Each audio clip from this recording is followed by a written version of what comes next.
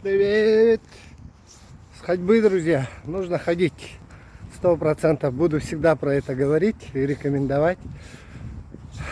Полезна ходьба. Для чего? Первое, это энергия кундалини.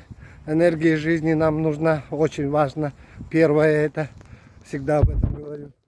Второе, это ноги являются насосом для нашей дренажной системы лимфы, для наших лимфы, очистка лимфа. И третье, это ноги опять же являются, когда ходим, это мощные насосы для нашей кровеносной системы.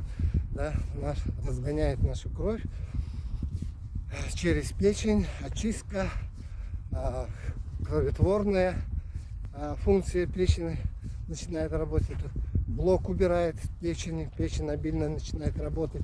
И хорошая кровь, очищенная кровь поступает в сердце, сердечную чакру раскрывает нашу, расширяется наше сердце. И тем самым уходит у нас страх от наших работы легких. Кислород хорошо поступает, и тем самым насыщенная кровь кислородом поступает в кору головного мозга, и тем самым у нас начинает работать наш творческий интеллект, творческие идеи, тонкий интеллект и, конечно же, наша генетическая связь.